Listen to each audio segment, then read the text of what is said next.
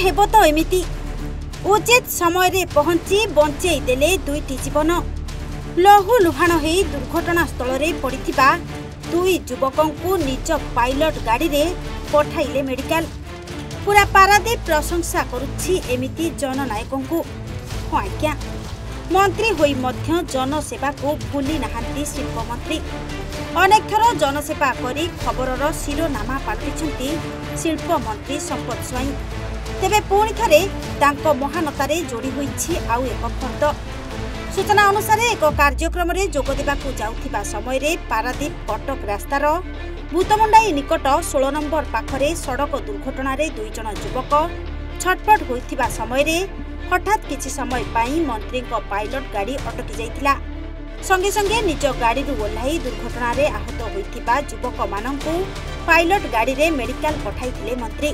किंतु एहारी भितरे देवदूत सड़क बाहिनीर सभापति पंकज तराई पाखकू एक खबर पहुंचीबा परे संगे संगे से घटनास्थल को आसी मंत्री को सहाय्य रे दुई जन पिलांकू उद्धार करथिले। पारादीप कटक रास्ता रे अनेक छोट बड़ दुर्घटना हेले खोजा पड़े देवदूत सड़क बाहिनी को। एमानंकर कार्यकर्ता घटनास्थल रे पहुंची लोकंकू उद्धार करिबा सह दुर्घटना रे आहत होइतिबा लोकमानंकू नुआ जीवन दैथांती। काली राति रे भूतमुंडी हाउस पाखे दुईटी लोक दुर्घटना रे छटपट होते। सेठी आमर सान भाई मत फोन कले जे भाई गोटे एक्सीडेंट हो मुझे घटनास्थल में पहुँचली।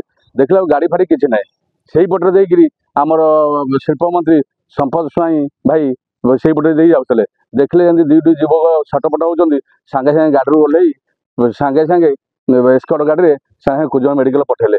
आज जदि से दुईटे युवक भल अच्छा जीवन पाई तो संपद बाबू जे आमर मंत्री जे संपद बाबू अच्छा। पारादीप सत्यशिव परिडा रिपोर्ट, ओडिशा भास्कर।